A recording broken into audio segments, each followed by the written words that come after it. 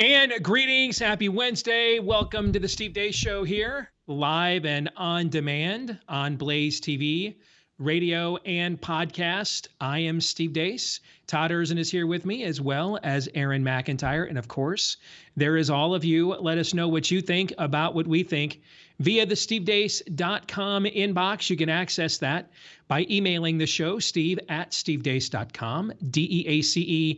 Like us on Facebook. Follow us on Twitter at Steve Deace Show. Reminder, I am lying to you on Facebook. If you like being lied to, if you want to know the exact opposite of what I really think, go to our Facebook page and check out hashtag Facebook approved takes, and you'll get a hefty dose of BS from yours truly.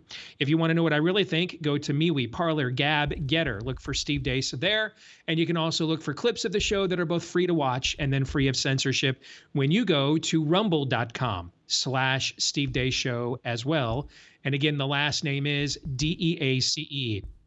Gentlemen, before we get into today's festivities, I would like to congratulate 55,917 people. Do you mind if I do that really quick here? Sure. Let's do it. We don't celebrate enough these days. Let's celebrate something. Indeed. I mean, and that's a lot of people to try to congratulate all at one time. But if they had not reached a collective milestone together, that is momentous in nature.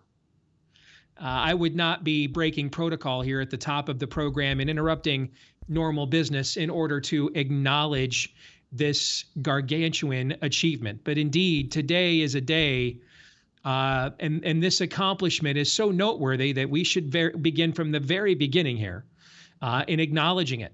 And so 55,917 people proved yesterday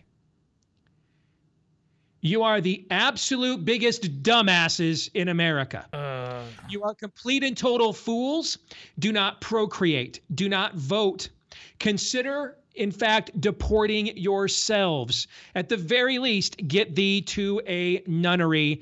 You are too dumb to participate in this thing called the American experiment. However, Brad Parscale, the artist formerly known as Bruce Jenner, and the rest of that grift operation thanks you for falling for their scam and filling their coffers. Yes, you are the problem. You are the kind of people you look around and you think, how in the world are we losing to these dweebs? How in the world are the kids we squirrelied in school now kicking our ass? How is this happening? Well, it is 55,917 people like yourselves that voted for dude looks like a lady for California governor yesterday. 1.1% is what Bruce Jenner received of the vote, which is approximately 1.1% too much. 55,000 plus of you fell for that canard. I'll even assume maybe 917 just did it as a joke, thinking this is not the government California needs but deserves. And if that was you, tip of the cap. Great success. I have much respect for your troll, but something tells me that wasn't 55,000. No, you, sir and ma'am, you are killing this country. You are the problem. Thank you for outing yourselves. In fact, it is really the rest of us I should be congratulating, because now we know who not to trust, let alone do business with on any level whatsoever. You are the worst of dumbasses. You are the worst of fools. And I just wanted to acknowledge you here at the very top of the program.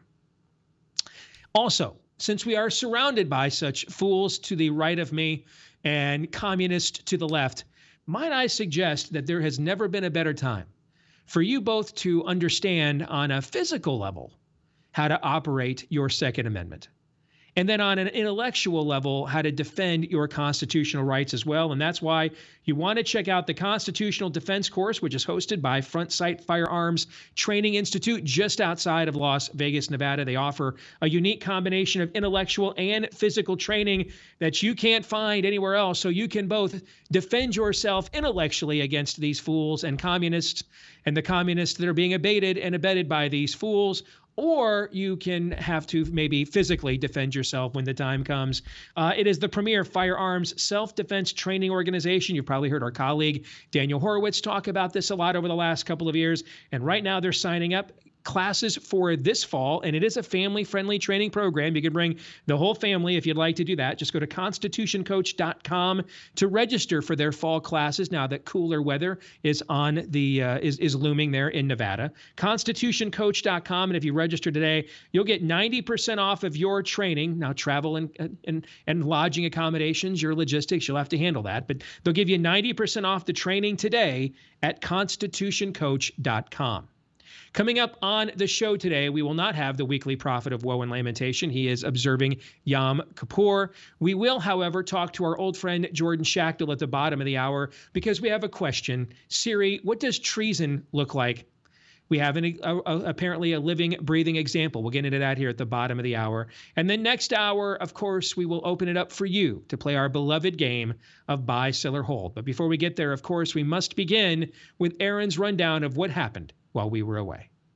What happened while we were away, brought to you by this guy, General Mark Milley. He who famously stated he wants to understand quote-unquote white rage is back in the headlines this week. According to a new book by journalist Bob Woodward, General Milley, the chairman of the Joint Chiefs of Staff, not only informed his Chinese counterpart that he would give the communist country a heads up of any military action against them, he also informed officials at the Pentagon that they were not to obey any orders coming from then-President Trump regarding the nation's nuclear arsenal.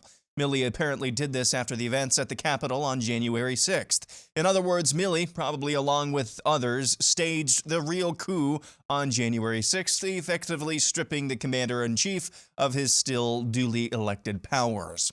In other news from the swamp, Secretary of State Anthony Blinken was asked by Senator Rand Paul, the guy the Biden administration droned, was he an aid worker or an ISIS-K operative? The administration is, of course, reviewing that strike, and I'm sure that a full assessment will be forthcoming. So you don't know if it was an aid worker or an ISIS-K operative? I can't speak to that, and I can't speak to that in this setting in any event. So you don't know or won't tell us? I don't know because we're reviewing it. Well, see, you'd think you'd kind of know before you off somebody with a Predator drone. One little tidbit I missed the other day from Blinken's testimony in front of Congress was this exchange between he and Representative Scott Perry. How many Afghans not meeting the qualifications of SIV have been brought to the United States? Prior to, I want to know how many Afghan citizens came to the United States that had not met the qualifications for special immigrant visa? We're in the process of No. How going many? through. How many? How many did you bring? You were just at Dulles. How many did you bring? We will have, by the end of the month, we will have brought a total of approximately 60,000. That have not met the SIV process. Some of those will have been through the SIV process. All of them, regardless of SIV status, will have gone through rigorous security checks. In completely unrelated news, the states of Virginia and Wisconsin are dealing with a measles outbreak thanks to the huge influx of refugees from Afghanistan. In further unrelated news, some of the Afghan refugees brought with them child brides, according to numerous media reports. California Governor Gavin Newsom survived his recalled election last night as Californians chose burgeoning homelessness, needles and feces in the streets, wildfires, rolling brownouts, and COVID stand over the change at the top. In New York, a federal judge has blocked the state vaccine mandate for healthcare workers. Judge David Hurd, a Clinton appointee, said in his decision that the State Department of Health is, quote, barred from taking any action, disciplinary or otherwise, against the licensure, certification, residency, admitting privileges, or other professional status or qualification of any of the plaintiffs on account of their seeking or having obtained a religious exemption from mandatory COVID-19 vaccination, end quote. Also in New York, our friend Shannon Joy had her case dismissed by the Monroe County District Attorney after she was charged with trespassing for apparently failing to wear her mask correctly at her local school board meeting. A new Siena poll of New York finds Joe Biden's job performance rating is underwater in the state, 46% saying they approve to 52% saying they disapprove. Live Action President Lila Rose announced yesterday that Google has banned all of Live Action's pro-life ads after left-wing abortion activists requested the company do so. In Ohio, the mayor of Hudson spoke to his local school board last night. Members of the board, my name is Craig Schubert. I'm the mayor of this city. It has come to my attention that your educators are distributing essentially what is child pornography in the classroom. I've spoken to a judge this evening. She's already confirmed that. So I'm going to give you a simple choice. You either choose to resign from this Board of Education, or you will be charged. Thank you.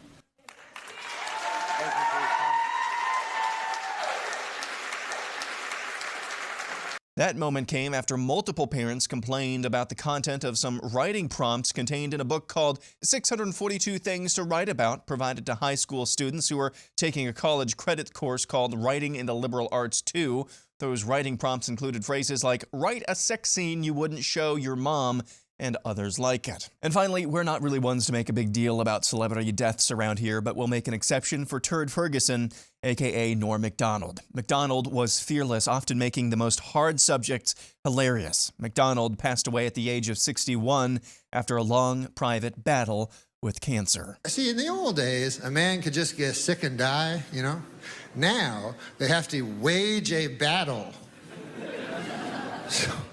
So my Uncle Bert is waging a courageous battle, which I've seen because I go and visit him, and this is the battle. He's lying in a hospital bed with a thing in his arm watching Matlock on the TV. And the reason I don't like it is because in the old days they go, hey, that old man died. Now they go, hey, he lost his battle.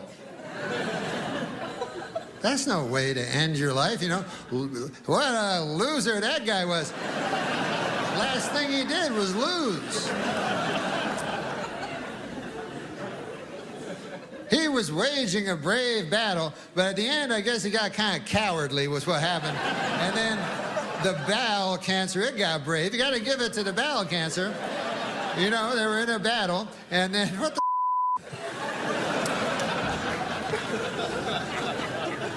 And I'm pretty sure, I'm not a doctor, but I'm pretty sure if the cancer dies, I mean, if you die, the cancer also dies at exactly the same time. So that, to me, is not a loss, that's a draw. That's a, you know what I mean? And that's what happened while we were away.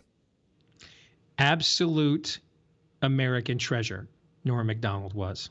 And if you followed him the last few years on Twitter, guys, I mean, this guy's a really deep thinker. And posited a lot of questions about transcendence and things of that nature. And now knowing what we know, that he was in a fight for his own mortality, that a lot of that makes sense. But he was a fairly critical thinker before. I had forgotten about this moment until a buddy of mine sent me a link to this yesterday and reminded me of it. The 1998 ESPYs, and he is the host. And Charles Woodson of my beloved Michigan Wolverines had just won the Heisman Trophy and is sitting in the front row. And Macdonald says, and there's Charles Woodson, Heisman Trophy winner, first predominantly defensive player to ever win the award. They can't ever take that away from you, Charles. And the crowd, of course, erupts in applause. And after they're done, he looks at Woodson and says, unless, of course, you lose your mind later in life and go off half-cocked and murder your wife. And the looks on the faces in that room, okay, it was very Ricky Gervais-esque at the Emmys a couple of years ago. So an absolute national treasure in Norm Macdonald, no question about it. Just a brilliant, brilliant comedian. Aaron's Montage brought to you by Home Title Lock. How much equity do you have in your home? Please don't find out the hard way, because this is exactly what cyber thieves are looking for. They are combing through public databases, looking for high equity homes, and then they pull your home's online title, forge your signature on what's called a quick claim deed, making it look like you've sold your home to them. And then they start taking out loans against your equity. And unfortunately, your homeowner's insurance, your mortgage lender cannot protect you. Thankfully, though, Home Title Lock can. And that's what they do. so that this doesn't happen to you. If you want to make sure that your home's title is in the free and clear, they're offering right now for free. It's normally $100, but they're offering it for free right now. A complete title history of your home when you register your address at HomeTitleLock.com. Again, get a complete title history of your home, $100 value for free when you register your address today at HomeTitleLock.com. We are going to get into General Milley at the bottom of the hour. So let's table that conversation for when we bring Jordan Schachtel onto the show. Let's instead start off with the importation of refugees. And I just want to remind you, because Saturday we commemorated the 20th anniversary of 9/11. And I don't know anybody with major platforms in conservative media that have reset this other than myself and Daniel Horowitz. So let me reset it for you. All 19 9/11 plotters and perpetrators, all 19 of them, qualified for student visas. 9/11 was primarily a problem of the American immigration system, not America's foreign policy. After we invaded Afghanistan as our first formal blow against those responsible, and we have been told ever since, we were told this for 20 years, that we had to fight them over here so we don't fight them, or over there so we don't fight them here. Folks, we've had at least 30 foiled or successful terrorist attacks on U.S. soil since we invaded Afghanistan. At least 30 that were perpetrated by people mobilized by radical Islam, including the Tsarnaev brothers, which ended up hatching the most successful terrorist attack since 9/11 at the Boston Marathon. What lessons did we learn from this? Zero. 0.0. To quote another famous film, 0.0. We learned none because we just brought in 60,000 unvetted people from a country that gave sanctuary to Osama bin Laden. 60,000. 60,000. And already child brides, the measles. Folks, the laws of sowing and reaping remain undefeated. When you break the natural law long enough, it will break you.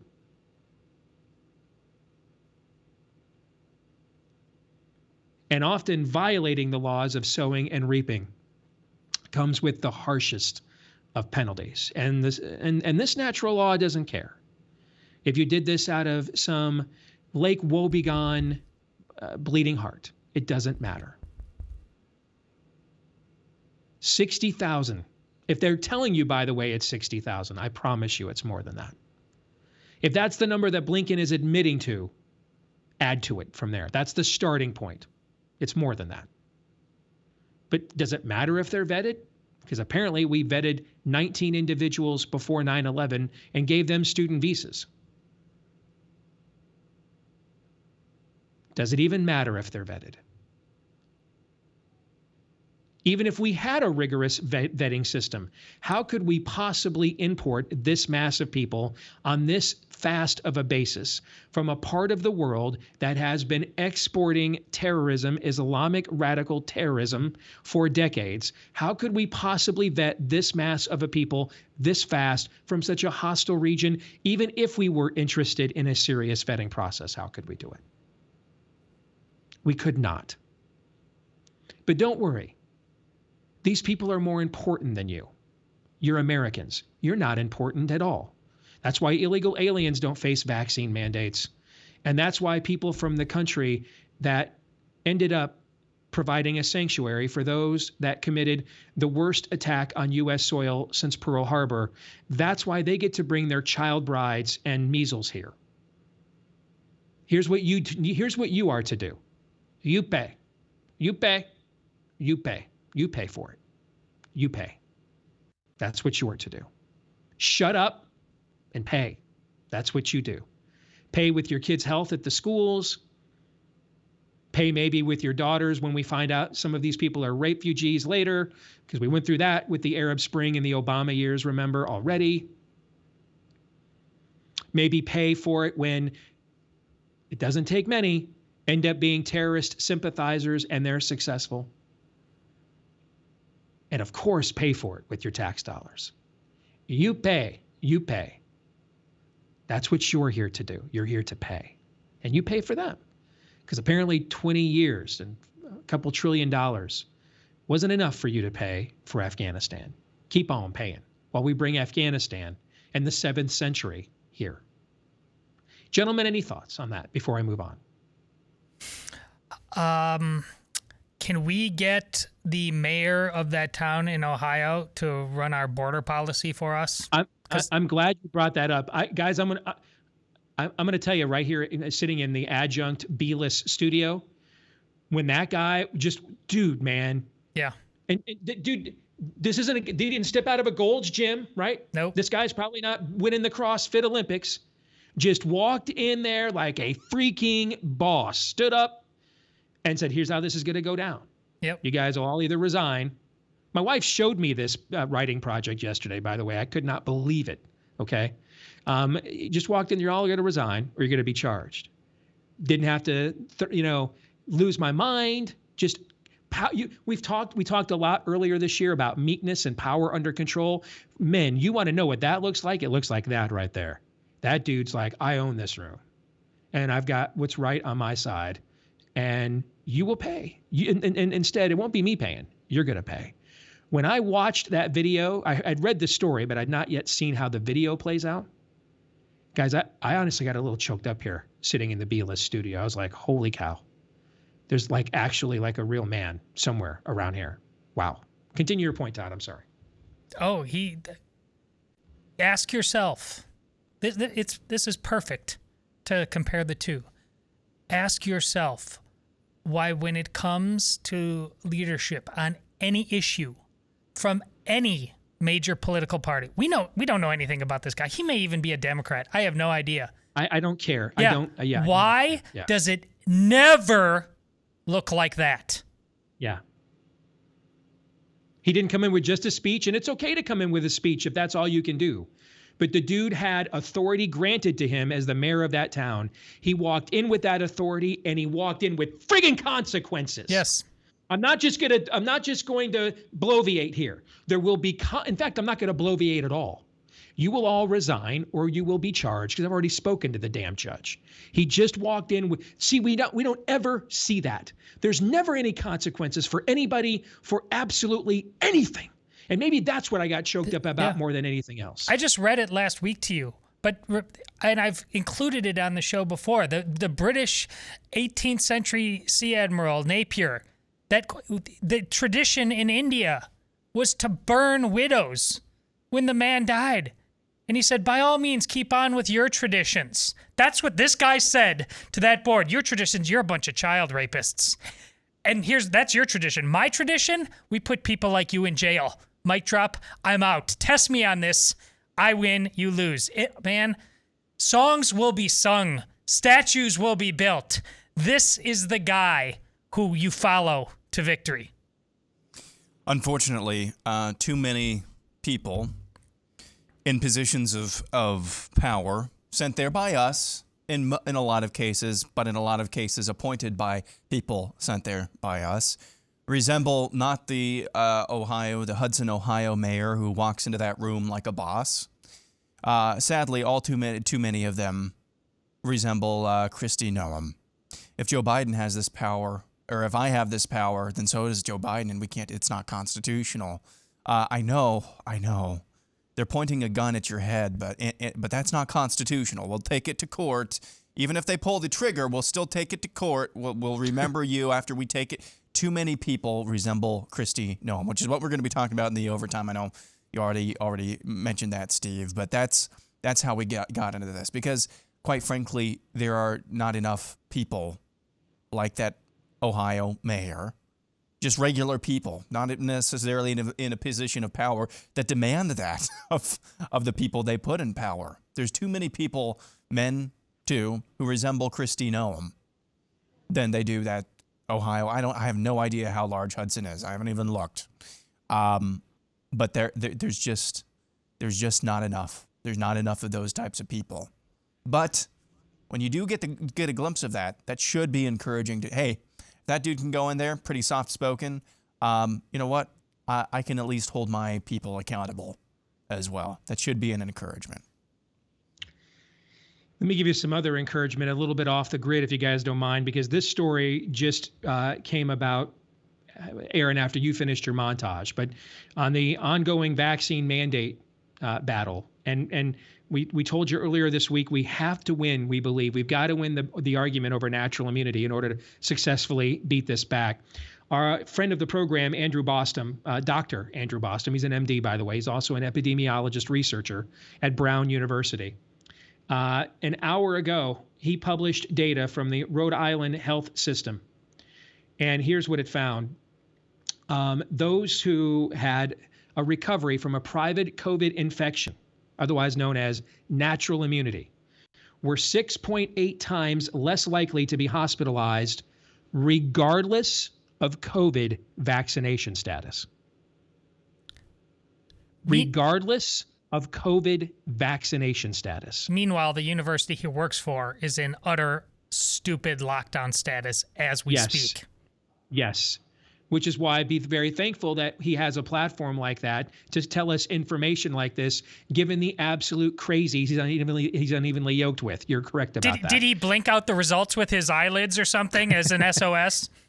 No, he actually posted it on Twitter with the graphics from the data from the Rhode Island Institute of Health. And this is from July and August, by the way, folks.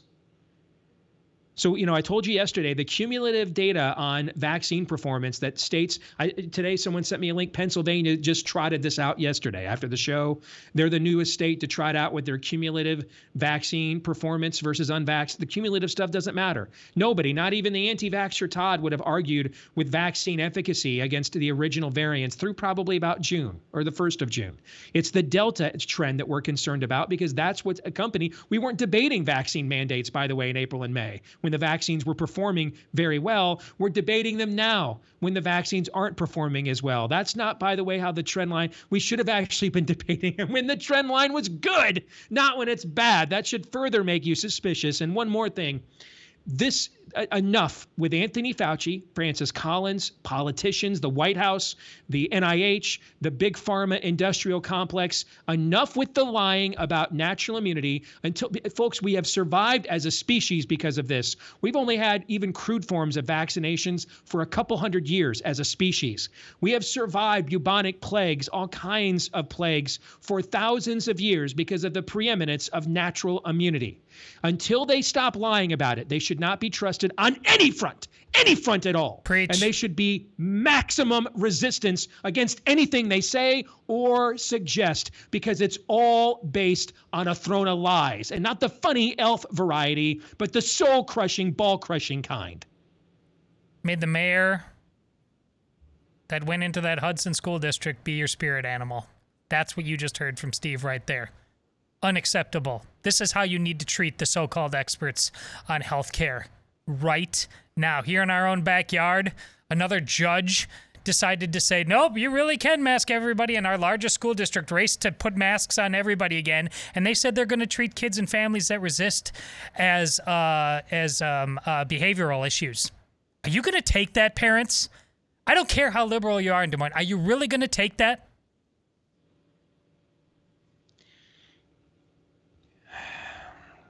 This is only going to end. Yep. When we make it end. And not a moment sooner. And again, I'm sorry. That should not be the case. It's not you and I's fault. But it is now our charge, our cause, our responsibility. And our children and grandchildren are relying on us to step up to the plate. The answer is us.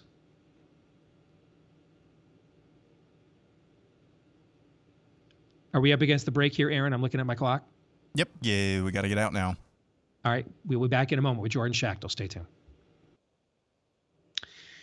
You know, we've been talking about rough greens on the show here for quite a while. It's the powder you sprinkle over your dog's food. It's so simple, but with that one simple act, you are giving your pet the supplement that it needs in its diet, like we take so many supplements these days as humans for the same reasons, because a lot of the vitamins, minerals, nutrients, etc., are stripped out of our people foods for mass distribution and consumption. That's why we spend so much money on supplements these days. Well, the same thing happens to your pet's food as well, and that's why you want to check out Rough Greens. Now, you might be asking yourself, though, how do I know my dog is going to like it? Well, one way to find out, the first bag is for free. All you pay is the shipping when you go to roughgreens.com.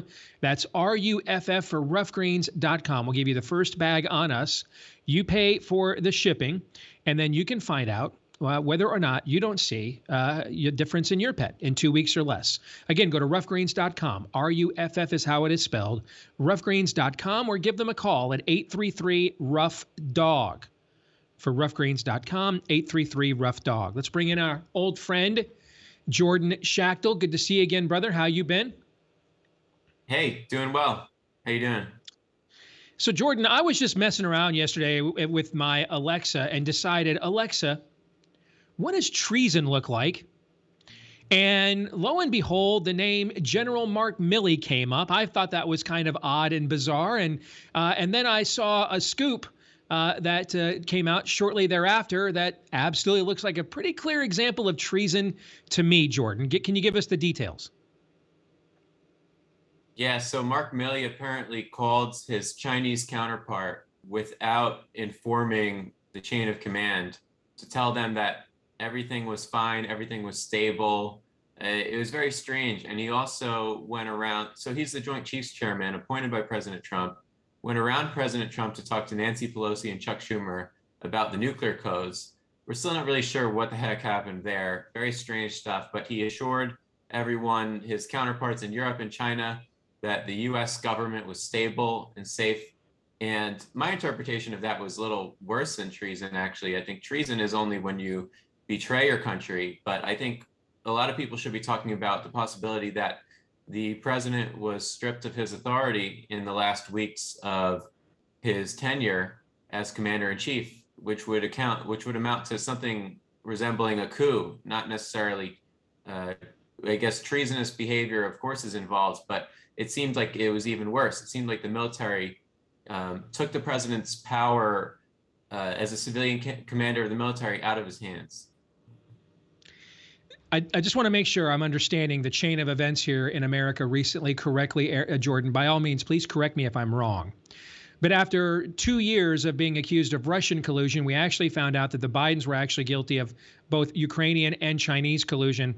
And then after being accused of a mass coup on January 6th, because a dude in a Minnesota Vikings mascot helmet sat in Nancy Pelosi's chair, and a 110-pound weaponless veteran crashed through a door and was shot and killed in cold blood. That was a coup, and it turns out that it was actually our own Pentagon brass that was engaged in an active coup that they were accusing the January 6th quote-unquote plotters of. Do I have the chain of events here recently in America? Do I have that pegged correctly, Jordan? It sure seems like it. I mean, that's my interpretation of this, this latest transcription from the Woodward and Costa book. Milley has interestingly not said a word for 2 days, so we don't know exactly where the Pentagon is on this, except for a statement that they issued on background to, I think, Jennifer Griffin of Fox News, who's basically like a Pentagon stenographer. Seems like a nice lady, but she's totally in the tank for the institutions. And the Pentagon just said, we investigated ourselves and found that the Milley didn't do anything wrong, that he was just informing his fellow officers that this is the protocol for launching a strike. Okay. It didn't really make any sense to me. Jordan, you don't sound confident in America's institutions investigating themselves after the last few years. You seem a tad dubious of that prospect. Yeah, it's getting to a very weird point in American society where there used to be some semblance of, Congress wanting to kind of like keep order in the executive branch, but Apparently not anymore. I was watching these hearings yesterday, and our entire Congress was talking about Afghanistan. And you have this COVID fascism. You have the possibility that the Pentagon had essentially taken control of the government for the last few weeks of President Trump's tenure. They don't really seem to care. There's a few people that seem to care, like like a Thomas Massey or Marjorie Taylor Greene, who's been maligned because she's actually doing things. It's a very, very disturbing. There's like no checks and balances anymore, and it seems that our federal bureaucracy and this uniparty in D.C. just doesn't play by any rules, and they don't care. They're not held accountable at all anymore. So in terms of solutions for this problem, that's going to require a lot of thoughts and actions and coalition building on our side of the fence, because we really have no representation in our government anymore. It seems like the voting process, regardless of if you think it's rigged or not, seems to just be a joke, because we saw with President Trump, this like anti-establishment guy just got totally rolled over. So what's the game plan for the midterms for the next 4 years? It's just very unclear when you have these institutions that don't care about our constitutional process at all. Well, I mean, clearly the answer is you save the country by handing the Congress over to Mitch McConnell and Kevin McCarthy, who, of course, put it in this predicament by handing the Congress over to Democrats in the first place. I mean, that's clearly the solution here. I mean, we just keep voting ourselves out of this by voting for the people that put us into this, Jordan. Yeah, I think a lot of people don't realize, who aren't like super tuned in, that Mitch McConnell and Kevin McCarthy are part of the problem. And they authorize all this nonsense, and they're well aware of what's going on in DC, and they just don't care. They prefer to be in charge. That's what they care about. So even if our institutions are rotting down to the ground, as long as Mitch McConnell and Kevin McCarthy can call the shots, they don't care. I mean, they're a huge part of the COVID fascism problem. They hate the idea of an anti-establishment candidate intruding Washington, D.C. again. That simply voting for Republicans, I used to be okay with this argument when I was 20 years old and Mitt Romney and John McCain were running, whatever. But it's clearly not the solution. It's just, ridiculous to think that if we win the, one body of Congress or both bodies of Congress in November, that anything's going to change. I mean, our institutions are so laughably corrupt and ridiculous that we just need other solutions. Is this even the first time they've done this, right? Didn't they essentially say that they would not honor the attempt if Trump wanted to order the military into the occupied zone of Chaz in Seattle last year, or to quell uprisings, the violent uprisings that were, otherwise peaceful protests in our cities? And then there is the infamous moment when Trump's like, we can't really have soldiers who want to have drag parades. So let's get rid of that because we need badasses, not the Light and the Loafers Brigade. And they just totally ignored that order, just didn't enforce it, didn't implement it, just said, this is like a glorified blog. We don't care. I mean, this isn't really even an isolated incident, is it? Which makes this entirely, I think, believable, because it's just kind of a culmination of an attitude that we saw for 4 years.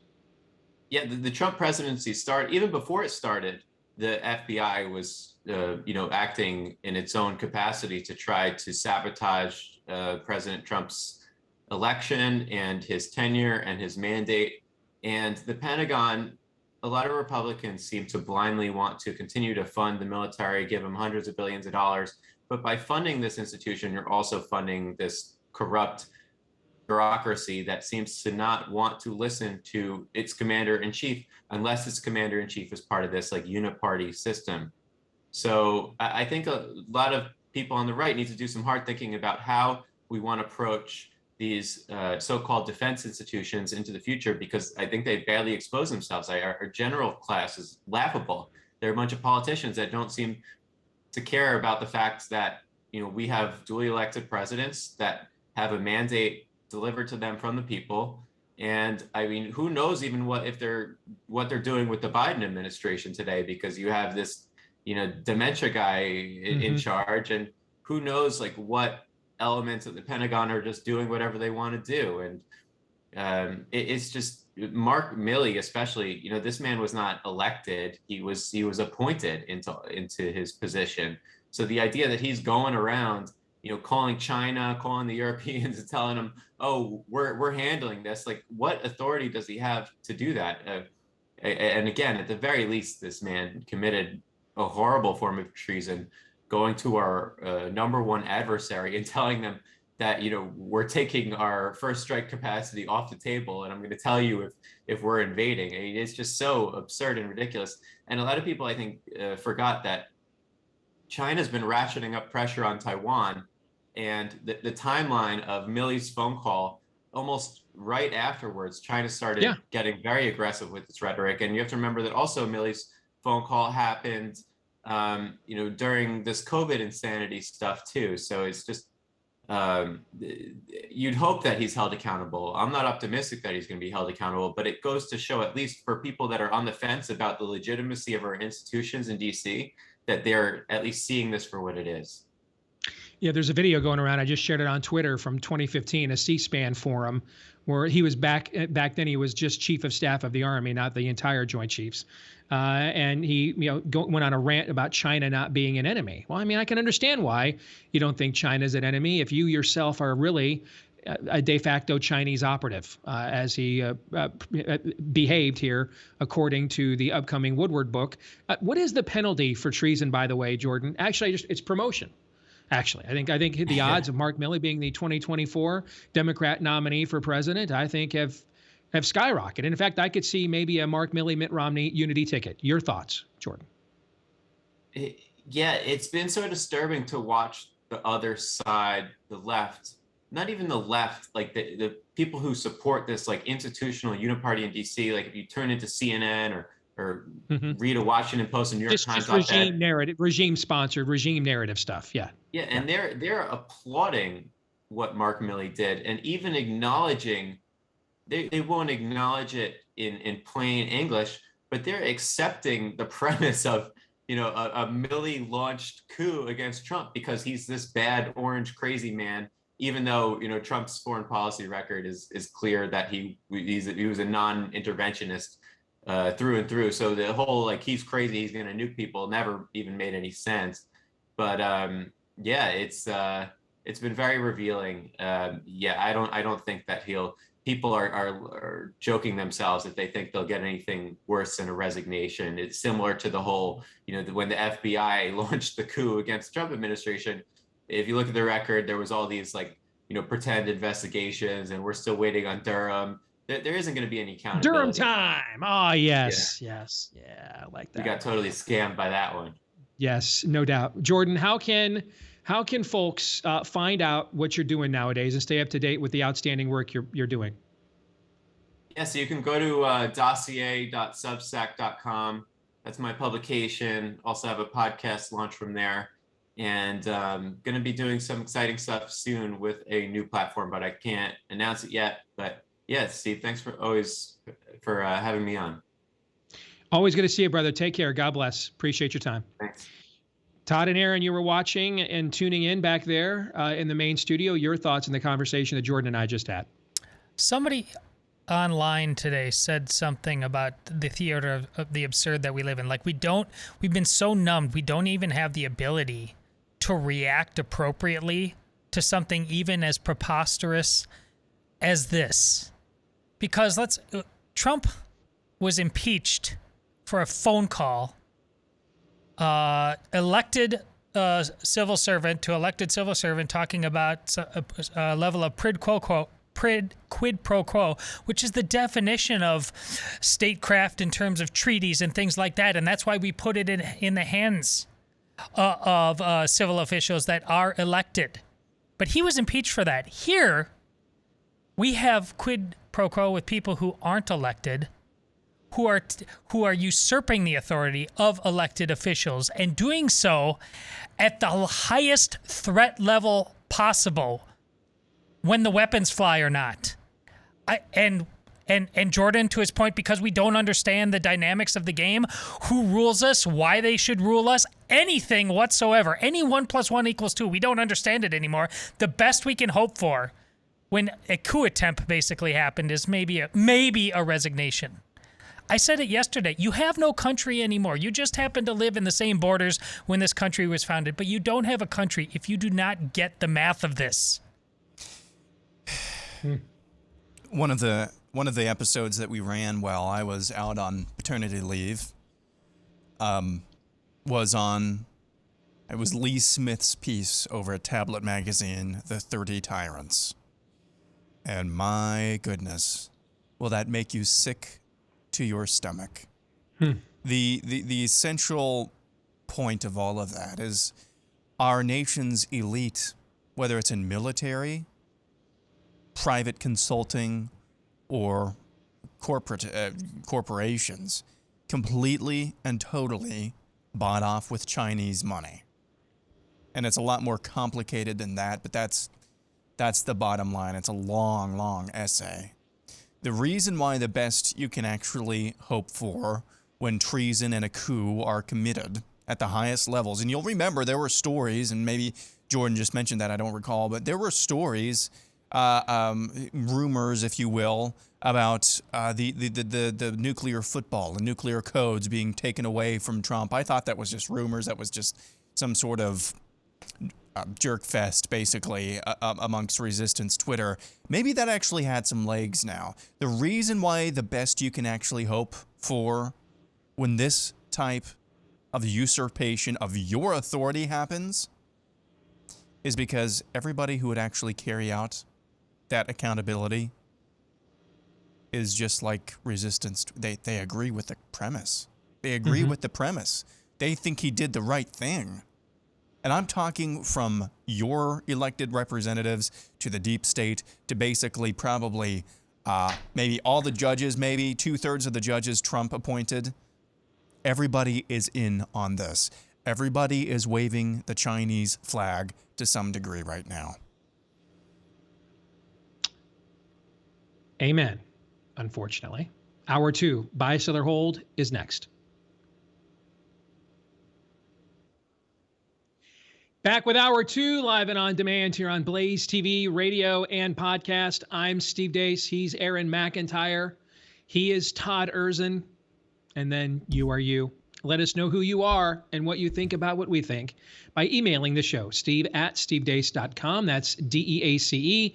You can also find us and like us on Facebook, where you will be lied to if you follow me there. If you like lies, then by all means, look at our hashtag Facebook approved takes on Facebook, where we will lie to you and enjoy doing so, because that's what Facebook wants me to do, is lie to you.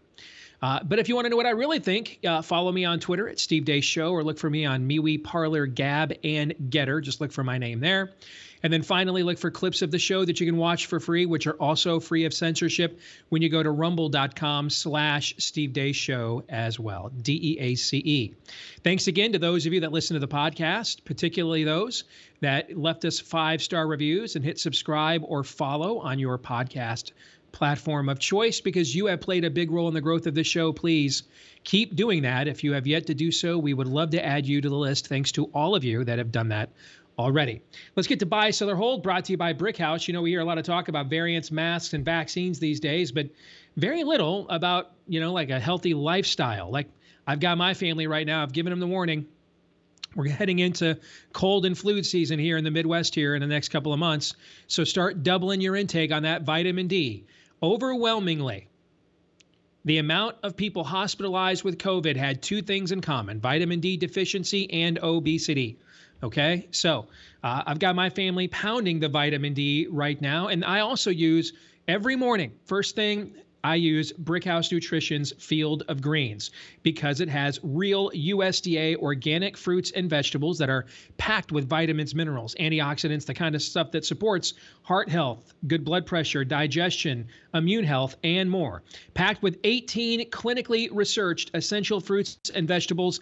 Taking Field of Greens is easy. Just put 1 scoop in any water-based drink, stir it up, and you are done. And hey, they've added new flavors as well that taste great. So if you want to give it a shot today, 15% off of your first order with the promo code STEVE at checkout. Again, the promo code Steve at checkout will get you 15% off your first order when you go to BrickHouseSteve.com. That's BrickHouseSteve.com and use the promo code Steve. Let's get to buy, sell, or hold. This is each week. Aaron, no topic is off limits. It just may be really dumb. Aaron, with a lot of help from you in the audience, will put forth to you and me, Todd. This could be a list, a question, a prediction. You and I will decide, are we going to buy it? Are we going to sell it? Maybe even with a good reason for why we made this decision. And if you use your hold for anything other than, wow, I've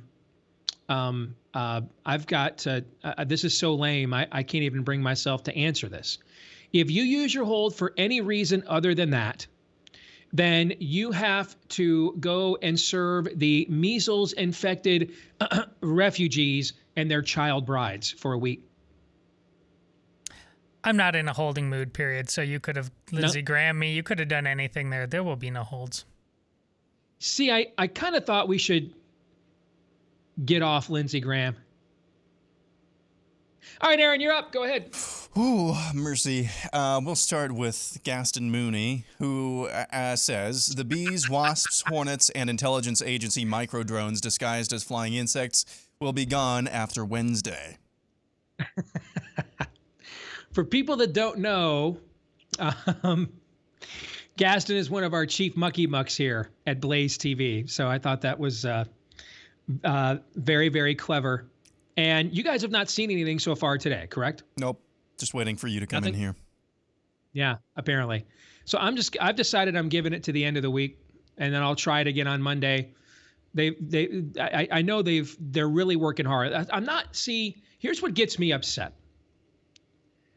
I don't get upset, when my kids don't get a good grade. I get upset when I know my kids are good at something and they didn't apply themselves. You see what I'm saying? Like, it's the fact that we went how many weeks and months with like little or no response from the building management here. And now we're getting regular response. And yeah, we still haven't solved the problem. But have you guys seen me like lose my poo or anything the last few days? Am I like all up in everybody's grill about this like I was last week? No. Even though we still don't have the problem solved. What's changed? People are trying. Show me we're trying stuff. There's effort here. In the end, I understand we live in an imperfect world. I get that, but can we at least try? So I'm very satisfied with the response we're getting and the attempts to clean this up we're getting. It's taken longer than I would like and probably the audience would like, and I know longer than Gaston would like. But at least I feel like, we're rowing the boat. We're making progress. All right. So I don't know about Wednesday, but I'm hoping by Monday. Next up, we have Will Kane's Hair, who says top 10 acoustic guitar intros of all time. Will Kane has great hair, by the way. And it's only a list that goes to 6, not 10. Okay. So I'm not really sure That's great. about that. Yes. We'll start with number 6, Over the Hills and Far Away by Led Zeppelin. That's the one, right? Yes, I'm fine with that one. You bet. Yep, I'm good. Next, number 5, More Than a Feeling, Boston. Everybody knows that song, so absolutely, I'm fine with it. You bet. Is that acoustic? Yeah, the beginning of that song is acoustic. The opening of the song is acoustic, yes. Yeah. Yeah, I had to think about that for a little bit too. Number 4, Norwegian Wood by the Beatles. It probably belongs in this list, but I'm going to sell because I can see the list is lacking what I think absolutely a song that should be on this list. I'll get to here in a minute. So I'm going to sell on that one. What about you, Todd? Well, Norwegian Wood. I don't think of acoustic guitar when it comes to the Beatles. And perhaps Blackbird. Perhaps I should, but I'll sell just for the heck of it. Number 3, Angie, the Rolling Stones. Angie. I'll sell. I got to sell on that one too. Yeah. Number 2, Hotel California, the Eagles. Now, if this isn't number 1, a lot of people are going to be like, what in the world is number 1? So clearly this is exceedingly famous as an acoustic guitar song. So you bet. Yeah. One of the greatest rock songs ever. I'll buy the rest of this list while we're there. Yeah. Number 1, Stairway to Heaven by Led Zeppelin. And that's the only thing that probably anybody would consider putting ahead of Hotel California in this or any other category. I mean, these top 2 songs are considered by many 2 of the greatest rock songs of all time, regardless of instrumentation. So obviously I agree with the buy there, but you're missing REO Speedwagon's Time for Me to Fly, which is one of the absolute greatest acoustic guitar songs of all time. It's their best song. So that had to be on this list. Next up, we'll go to Jackson Charles, who says Kevin McCarthy will not become Speaker of the House next year. Sell. I'll buy. I mean, come on, folks. Come on. Something's got to change. He will not? What's that? You're going to buy that he won't be Speaker next year. Yeah, of course you're right. I'm not even, something's got to change. Something's got to change. Well, here's the only way he won't be. And our friend who is the expert on all things California, Konstantinos Roditis, alerted me to this morning. Remember that the GOP picked up 4 surprising seats in California in 2020. And I mean, he said, looking at these numbers, looking at the California recall numbers, that when the Democratic machine was asleep in 2020, Trump wasn't contesting the state.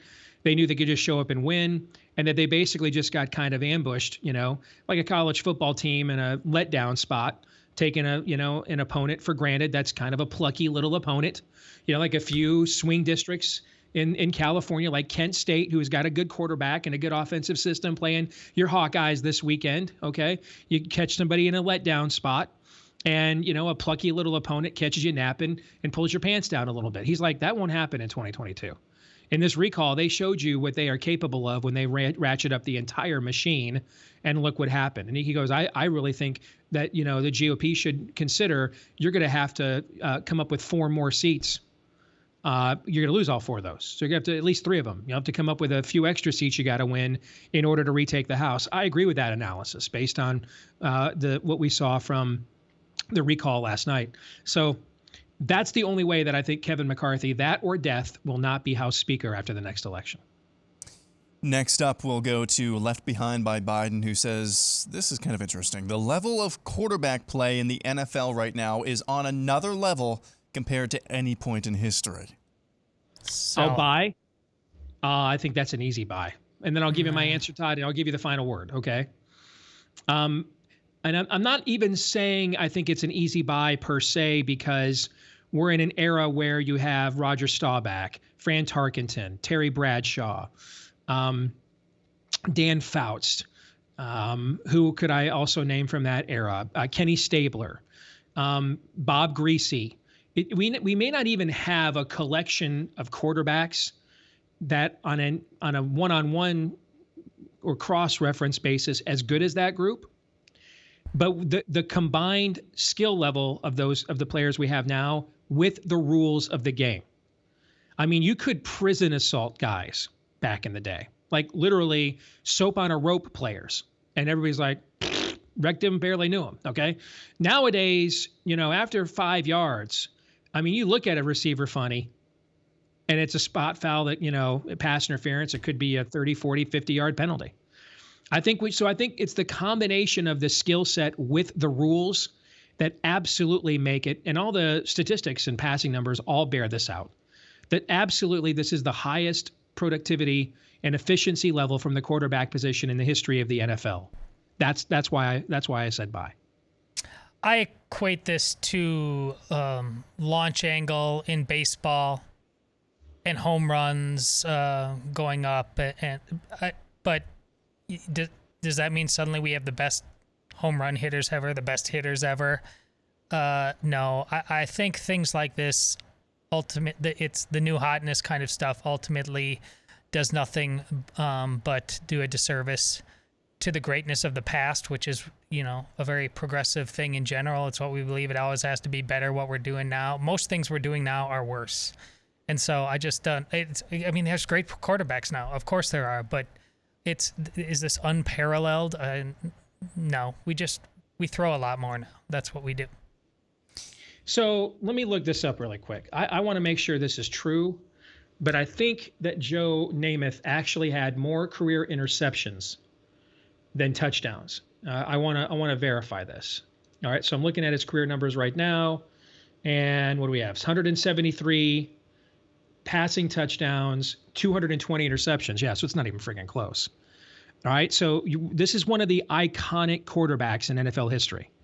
And he threw 47 more interceptions in his career than he did touchdowns. So here's the question, and this isn't it's not a trap question for you, Todd. I'm considering this in real time after hearing your point. If Joe Namath in his prime could play with the rules today, would he be Aaron Rodgers, do you think? Well, Joe Namath is iconic, and he is, but not because of his stats. He's iconic for one game. That's why he's iconic. So I think it's more, are we talking Johnny Unitas? Of that era. Yeah. Johnny Unitas. All right, so if you don't want to go to the Aaron Rodgers card, maybe that hits a little too close to home for you. Okay. Let's go more modestly. So here's a guy that played for my team for 12 years, just got traded to the Rams. Mm-hmm.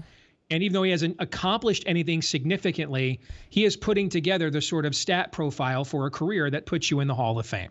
That's Matt Stafford, all right? If Joe Namath played in today's game, in today's rules, could he put up Matthew Stafford numbers? Yeah. Okay. Yeah. Then, all right, because I think that really goes to the point you're trying to make if you think that. Because to me, you can't think what you just said and then not also think, A leads to B. You see what I'm saying? Yeah. For you to say what you're saying, then that means you also think, that Terry Bradshaw to put up for a few seasons very good numbers for that era. So you kind of think that a Bradshaw, therefore, could put up kind of Aaron Rodgers kind of numbers. Troy Aikman, who played, before we changed the pass interference rules, another Hall of Famer. Could he put up, when we were kids, we never drafted Troy Aikman in fantasy football because he didn't put up great numbers. Would Troy Aikman be like a first, quarterback drafted in fantasy if he played today, do you think, kind of player? That's a great point. And, of course, he would have to be on a different team that didn't have Emmitt Smith on that line where you needed to do that sort of thing. But I know I think of this along these lines, and I know you'll love this because you've seen way more of these. The NFL films, like greatest team of all time. Now, of course, if you lined up the 1960s somebody, pick Packer, just in terms of raw athleticism, pound for pound, the guys playing now, yeah, bigger, faster, stronger, but that's happening on every level. It's happening college and pro. So, but they aren't the people we've been waiting for. There's just been that evolution in things. So I'm trying to compare, is the greatest team ever the 66 Packers or is it the 2015 New England Patriots? If they line up against each other, if you could do that thing, the time warp, it's probably most teams from the current era. But does that mean they're the greatest team of all time? No, I think the context is very important. Okay.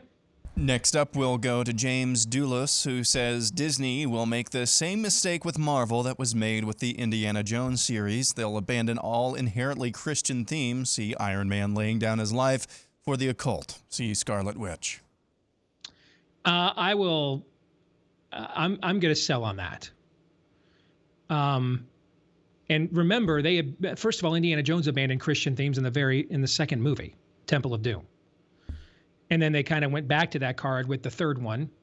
And then they abandoned it with the one that came years later, the Crystal Skulls one, which is basically the Eric Von Donigan History Channel Ancient Aliens premise. So it's not like there was a concurrent list of Christian themology throughout the entire Indiana Jones series that they just abandoned at the end. I mean, the very next movie abandoned it and went to more of an Eastern occult mysticism sort of worldview. So I think you're overly romanticizing the Indiana Jones series first. And then on the second front, Yeah, I mean, this Scarlet Witch and all these things are foundational to the Marvel mythos. So they wouldn't be abandoning anything. They would actually just be being true to the subject matter. I mean, there's a lot of transcendent subject matter within Marvel mythology, but it certainly is not all Judeo-Christian in origin or nature. So I'm just going to sell. I don't agree with the premise of either side of the equation on this one. Yeah, I'm selling as well. Whether it's, we could be talking about Harry Potter and the crap Aaron gets about why do you dabble in the occult, Aaron? Yeah, that's what he's doing. The magic of it all is not inherently occult. It can go in that direction, but that's if you make it into an idol on some level. Otherwise, I mean, listen, as Christians here, I'm using this loosely, but listen, we believe in another realm filled with angels. That there's a magical sensibility about our own faith that's undeniable and quite enticing, quite frankly. So it could go that way. Would any of us be shocked if it did right now? No, but the greatest stories ever told. Steve's asked this question over and over and over again. Do they realize what they're doing? And at some point you can't not tell these stories and have great stories. It's just as simple as that. And so this is where God has baked stuff into the cake. Thank God that he does, where we apparently, as hard as we try, we can't screw this up, because if we want to tell a good story, we have to tell his story, whether we know it or not. Well said. Well said. Next up, Kuzowachi says the reports of Milley's treachery will escalate to be the administration's needed scapegoat for Afghanistan. Sell. In the traditional political Venn diagram we've had in this country for decades, that is the sort of realpolitik triangulation you would have seen from like a Bill Clinton, for example, bombing in an aspirin factory when I'm being impeached. But we're not in that era anymore. In fact, that looks like the salad days now. We're in you have it the exact opposite.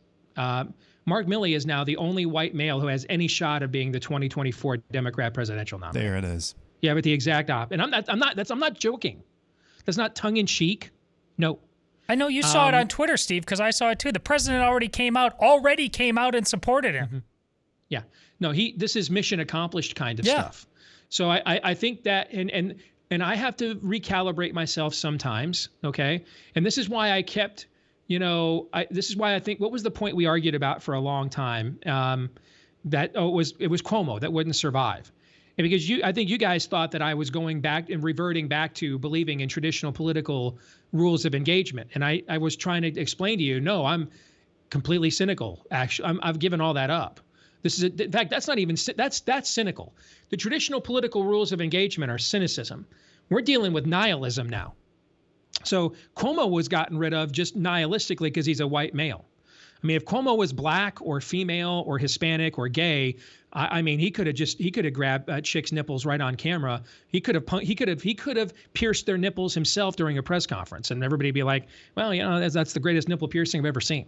So I was actually thinking he was gone simply because other people wanted his job, and he was just he had no usefulness to them. He's just, first of all, as a white male, he's a point of diminishing returns, and then you throw in all this baggage, and now there's all kinds of people that represent their intersectionality Olympics that are like, why am I not taking his position in this? So I think we just need to understand that we're not dealing with traditional rules of engagement here. We're not even dealing with the symbiotic nature of a duopoly between Democrats and Republicans. The laws of hell. Yeah. The subject, the way hell enforces its code is what is being done now. I mean, prisons have more honor. Okay, prison culture does. There was more honor between Schillinger and Adebisi on Oz than the era in which we are embarking upon now.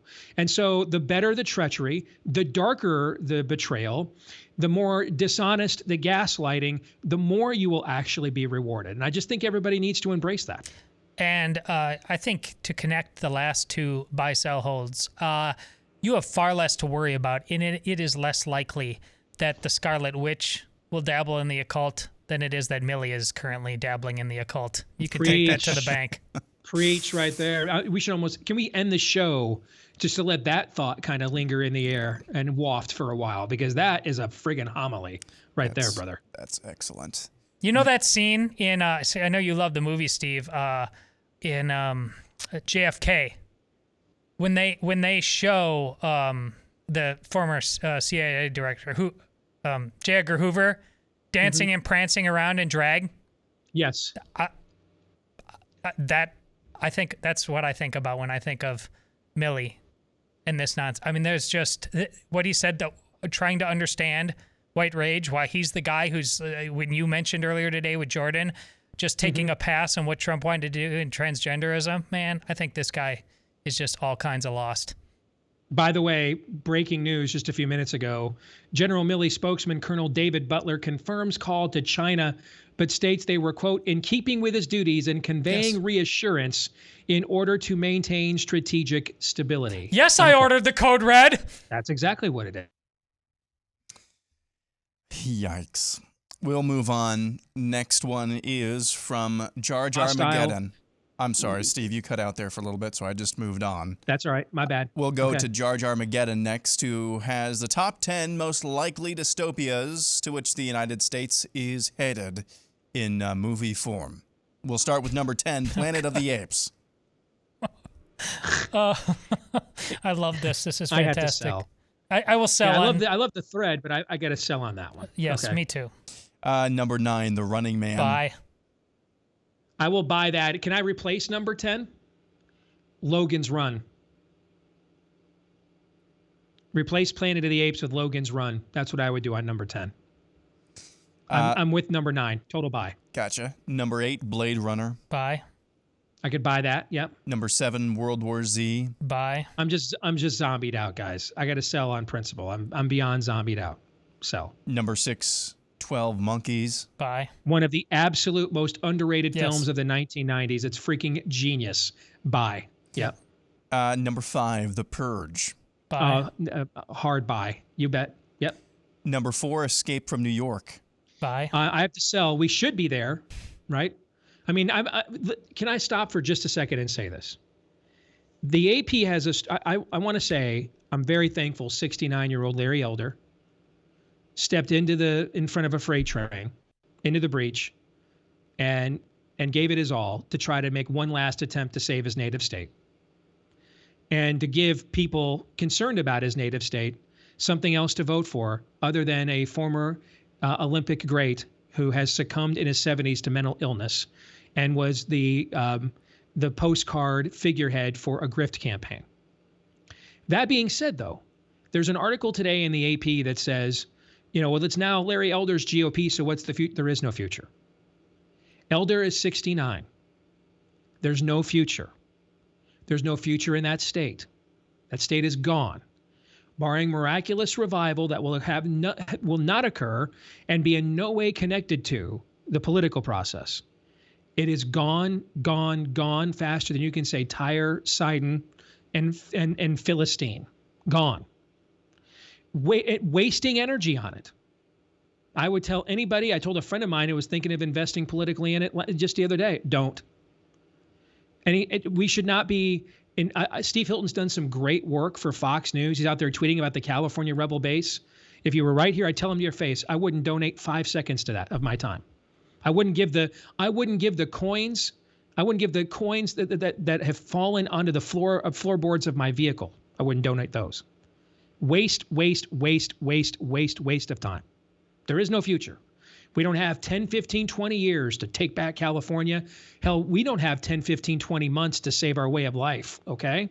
So that's all a complete and total waste of time. We should be Snake Plissken right now, escape from New York and escape from California right now. That's a great point. We're going to have Matthew Peterson on from the Claremont Institute to talk about that tomorrow. I thought I don't know how much of a counterpoint it was, but Kyle Smith with Babylon Bee, right? Mm-hmm. He actually said today, he lives in California, And I think he was just saying, well, to him, it's not quite as simple as that, because there's plenty of places in California, he said, where they have not been masked, when they have not been gagged. They are as free as you and me in Iowa. They just ignore this stuff. I don't think he was arguing against you, but I think he was trying to provide a level of context. And I'm more on your side, Steve, but since we trust this guy and he's an insider, he actually lives there. Briefly, what say you about that? I think if you want to use that to justify not having to relocate your family, you can do that. And I'm okay with that. But I'm looking at it from the outside holistically. I wouldn't invest any effort on a single congressional seat. Nothing. It's just a waste of time. And therefore, if you're a citizen, waste of time. If you're a citizen like he is, who legitimately believes in playing a role in the civic dialogue, I think you have to then ask yourself holistically, I can be a lot of things. Maybe I can be free, but am I a real citizen? Because by default, you're not. You have no say. I do side with the amount of money it takes, even in a red district, to save one California seat. I can probably win almost the entire Missouri congressional delegation outside of Kansas City with that, or St. Louis. You see what I'm saying? Oh, I do. I mean, from an investment standpoint, it's a complete and total loss leader. Complete. They have some hard decisions to make. I just don't see. I think it's pointless. It's a if pointless you're a lifelong exercise. California, I mean, I know you've moved around so much, Steve. I've lived there. But there's a lot of people who have lived roots in a place their whole lives that are just going to have to look it in the eye and say, this is lost. Guys, 24% of the state is registered Republican. And that's the watered down, awful Republican Party we have. Yeah. 24%. Okay. It's a waste. More buy, sell, or hold is next. Boy, what if I were to tell you that you could get a delicious snack that hits the sweet spot, satisfies your chocolate craving, and has a myriad of flavors that emulate pretty much all of your favorite candy bars, with 5 or 6 or 7 grams or less of sugar, well under 200 calories, well under. And even just a few carbs, net carbs if you're a carb counter. What if I were to tell you this product existed? You would tell me I'm nuts. And you would be right, except in this case, you're wrong. Because it does, and it's called Built Bar. It is the absolute greatest protein bar of all time. No longer do you have to make the choice between healthy eating and good snacking. You're seeing if you're watching on BlazeTV right now. Cherry Barcia, the coconut, which tastes just like a Mounds Joy. Cherry Barcia is great.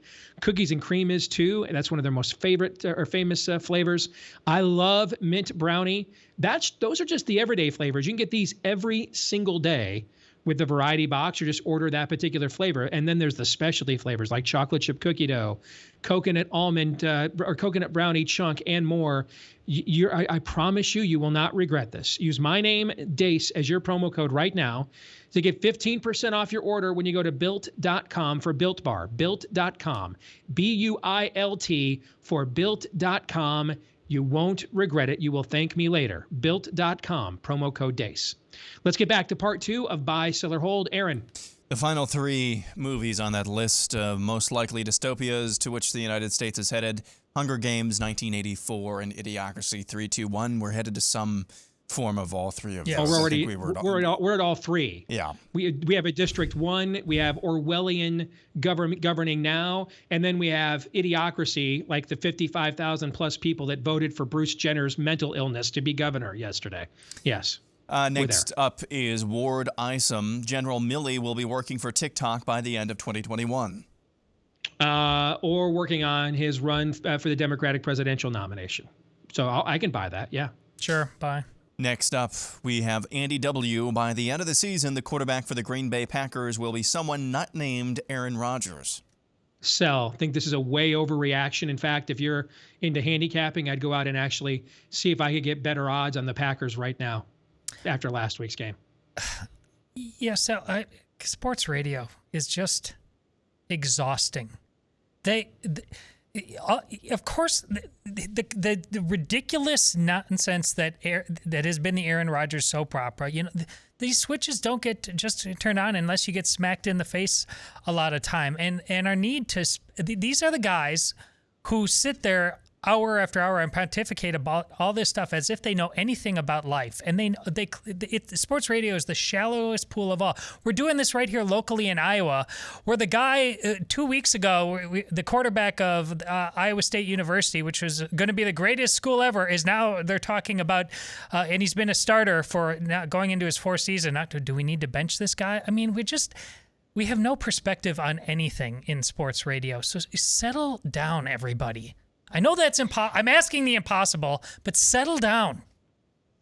Or as Aaron Rodgers once said, relax. Yeah. Hey, how did I get the Buccaneers 12-1 to win the Super Bowl last year? I waited till they fell to 7-5, and then I bet them at 12-1 because they had the greatest quarterback of all time. See, when we get off the air here, I should have done this a couple days ago. I'm actually going to go see what's happening to the Packers' odds to win the NFC. I'll probably buy them actually after last week's game.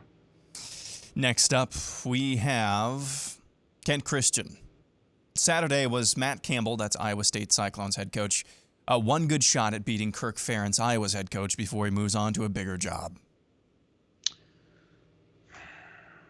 Let me see that again, Aaron, if I could. I'm sorry. So Saturday was Matt Campbell's one good shot at beating Kirk Ferentz before he moves on to a bigger job. I say bye. I think they were talking about this on local radio, and this is where they actually got something right. I think this is like the greatest loss in Iowa State football history. Thank you. Oh, gosh, no. Oh, yeah.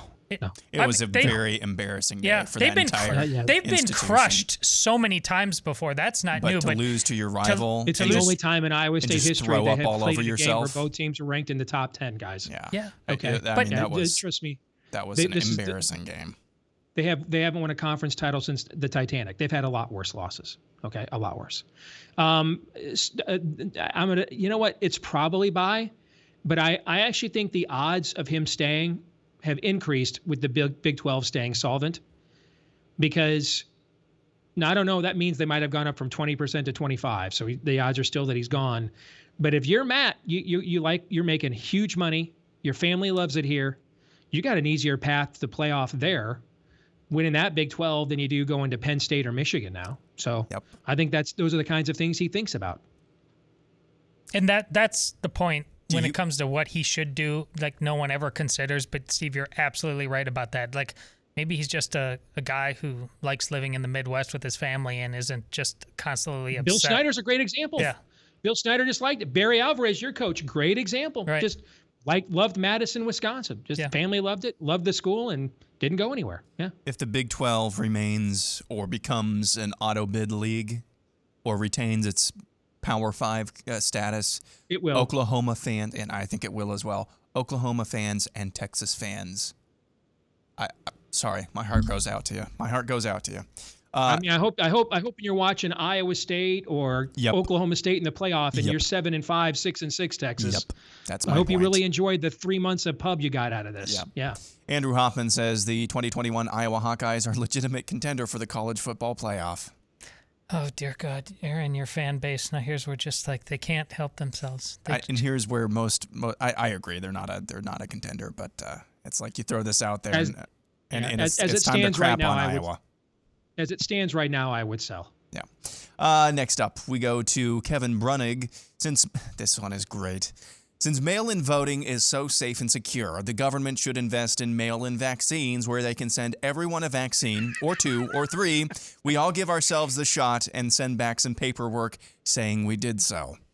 That's one of the best ones we've had this year. Freaking brilliant, Kevin. Brilliant. That was a master class in your book, Steve. Rules for reversing Patriots, your right opponent's there. premise and using it against them. Yes. Next up, this one is a double-pronged one from 2 different users. Tea Party Trucking says the Antichrist is alive, so we'll take that one separately from the second one. The second one is from Peggy. Satan has an Antichrist in the wings every generation because, like the rest of us, he doesn't know the time. Let me take the latter one first. Do you mind? Well, that's the most interesting one. That's fascinating. I thought that is interesting. My wife actually read a book a few years ago that had that. This was its plot line. That in every generation, the enemy rises up somebody that could potentially be in that position, not knowing the day or the hour of when the moment will occur, so that he is prepped and prepared. And if you go, I've talked before, one of the movies or the shows we did, the specialty shows, was a list of my all-time favorite movies. And my all-time favorite horror movie is The Omen. And the first Omen, I think, is the best horror movie of all time. And the second one is really good too. They actually did do a third one with Damien grown up. And it was one of Sam Neill, the actor Sam Neill's very first starring roles, was as the grown-up Damien. The movie's really bad. But one of the interesting premises in the film is that there is a group of essentially crusading priests in order of the Catholic priesthood that every generation stays on watch, knowing that believing the enemy has groomed someone to be an antichrist in every era. And what this order of priests do is they kind of wait to see who that is and try to take them out. And that's how the film begins, is they try to take Damien out because they see that he's the one that he's the sign of the times, basically. So I like that premise. It's not biblically affirmed. I don't think it's necessarily heterodoxical either. It's just not. I think it's possible. I'll say that. And I think it's interesting, so I'll buy. But it's no form of confirmed orthodoxy. On the first one, I can't believe I'm going to say this. I would not have even entertained this question a couple of years ago. Okay. Buy. Wow. Yeah, I'll let you buy for the show since your name's on it, and because that's a heavy lift there, brother. The last one, though, I've always been fascinated by the potential choose your own adventure part of the Bible, where, and I've mentioned this on the show, it's been a while and I can't remember the context, but about Abraham, his father Terah leaving, and Abraham believed, and it was a tribute to him as righteousness. But what did that possibility, was that availed to other peoples, perhaps even in other parts of the world? But he's the guy, and therefore there goes history. What could it have been another way, based on generation to generation? Had the offer been there before? And people said, "Nah, the heck with that noise." So I really think, where you were going with your analysis is like the way you put it. It's not anti-biblical, and you need to be careful with it. But there's a level of discernment there that I think is appropriate. Well said. That was fascinating. Next up is Mike. I want to thank you for that, Todd, because every preterist Calvinist in this audience is sodomizing my inbox now after that. So I want to thank you. Better yours than mine. Thank you for that. Thank you. Mike D'Amico says a 2-loss team will make the college football playoff. We're talking about this season, I'm guessing? Yep. Buy. I could buy that. Again, it has almost happened. Auburn almost did it in 2017. If they had won the SEC championship with 2 losses, they would have made it. So when you look at some of the teams that have lost already this year, I could see it. Sure, I'll buy. Yeah, buy. Let's see. We'll go to this one next. Crow of Approval says, the Wasps showing up this week again is God's punishment on Steve for not wearing the beekeeper suit sent to him on the Lord's Day. Buy. Clearly. I mean, my goodness. Eyes to see and ears to hear, man. It's like manna from heaven on your doorstep. Why will you not believe Steve Deace? You know what? We didn't think about that. Should I have painted some lamb's blood on the door of our studio so the bees would pass over? Yeah. No. Try to take this one seriously. Tiny Johnny says, when Biden hears people want mandates to end, he thinks it's an attempt to shut down a gay dating app. Bye. Sell. Because I think you've culturally appropriated what belongs to Lindsey Graham to Joe Biden. I'm buying because he's got David French whispering in his ear all the time that Drag Queen Story Hour is the price of freedom. So, yeah, it's understandable. We'll go next to Garrett Humbertson. A significant presence of U.S. forces will be back in Afghanistan under President Kamala. Sell. Anarcho motorist says Monday night the Detroit Lions beat the Green Bay Packers. Sell. Yeah, sell. James Swick. Nicki Minaj will speak at CPAC before Steve. Buy.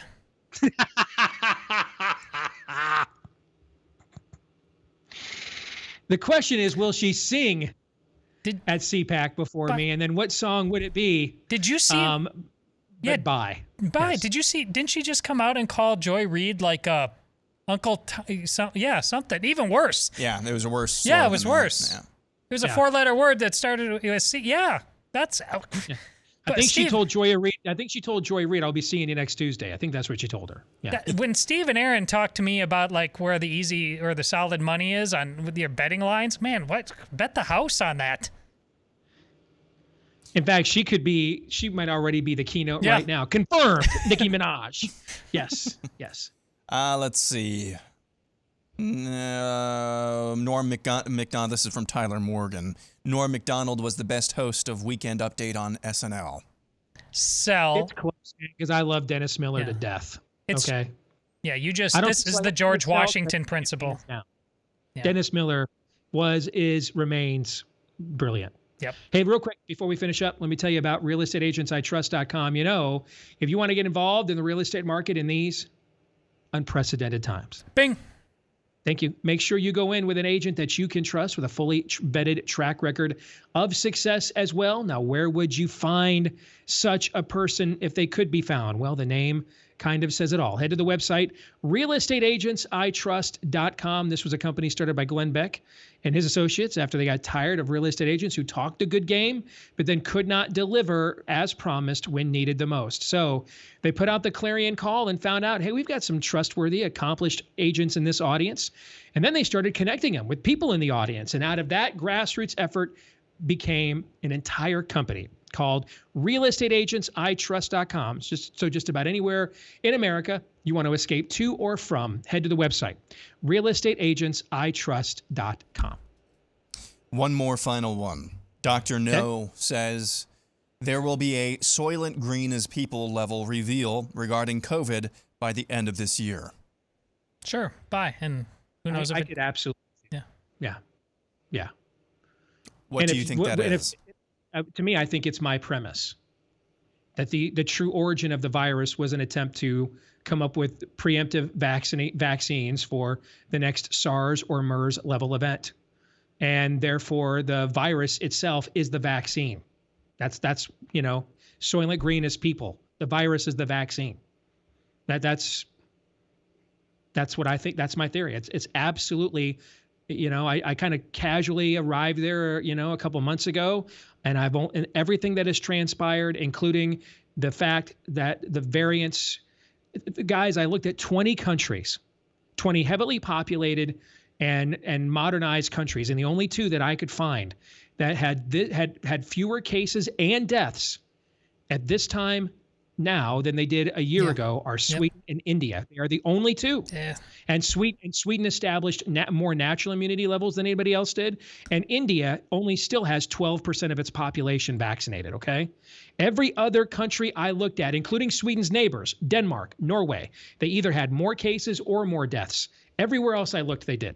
You stole my thunder. I'm convinced at this. You stole my thunder. My big reveal was going to be that, yes, Sweden does in fact exist. It's not the lost city of Atlantis. It's there. You can find it. You can go there. It's true. That's it. All right, I think we're up against it. That's it, right? Yeah. We're going to wrap it up for today. Overtime's going to be awesome today. Overtime will be awesome. Don't miss it. We'll be back at it again tomorrow. I hope I'm on the queue here. Aaron, you tell me. Noon to 2 Eastern. Is it good to go? Yeah. Are we good? All right. Until then, John 3:17.